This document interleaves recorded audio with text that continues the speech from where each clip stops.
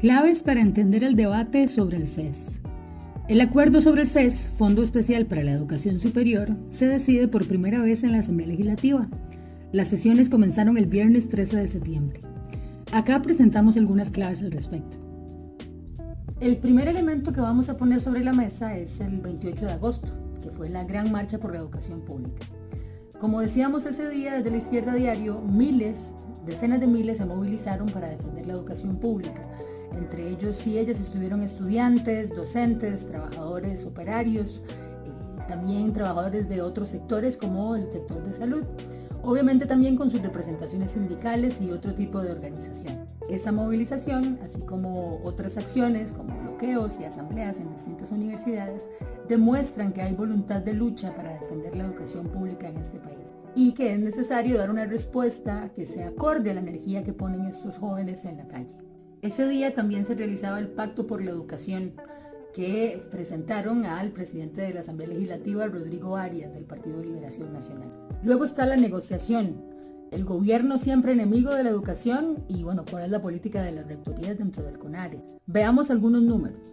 El gobierno ofreció un 1% de aumento al FES. Estos son 5.700 millones de colones con respecto al año anterior.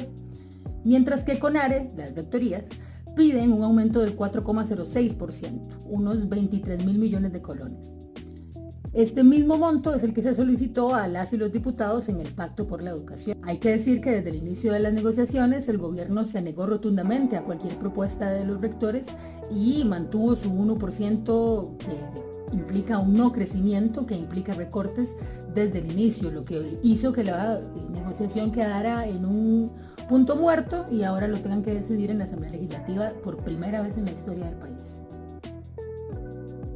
Es que vean, el presidente Chávez aseguró que garantizar el mínimo de 8% para la educación sería quitarle 23 gimnasios a 23 localidades como el recién inaugurado en territorio limonense. Esto es una completa fabricación diseñada para separar a los diferentes sectores de juventud que podrían estar luchando por su derecho a la educación y por qué no plantearse luchar por un futuro mejor. Esto lo hemos visto en distintos lugares del mundo, desde todas las muestras de solidaridad juveniles y estudiantiles por Palestina, pasando por la gran marcha educativa contra Milei en Argentina y lo que sucedió en Bangladesh, donde incluso votaron un gobierno. Incluso más cerca de nuestras fronteras, la juventud venezolana en este momento busca un camino de independencia frente a la represión por la libertad de los presos políticos del gobierno de Maduro y también independencia política frente a la derecha golpista. Por su parte, el Pacto por la Educación, firmado por el Magisterio Nacional, por las rectorías de las universidades públicas, las federaciones estudiantiles, varias organizaciones sindicales y también por las organizaciones que componen la Mesa de Diálogo Social y Productivo, plantean que el país vive la crisis educativa más grave en los últimos 40 años. Esto es verdad, pero también hay que decir que dicha crisis está vinculada a los lineamientos de organismos como el BCIE, el Banco Mundial y el FMI. También las políticas de todos los gobiernos anteriores. Ahora veamos la política de Liberación Nacional. El 28, después de la marcha, el presidente de la Asamblea Legislativa, que también es la figura más importante del Partido Liberación Nacional, Rodrigo Arias, decía a la prensa, como respuesta a lo planteado en el Pacto por la Educación, que había que analizarlo. Lo que sí hizo el jerarca legislativo fue prometer, como cualquier político empresario, que el gasto presupuestario para educación de 2025 no se iba a disminuir.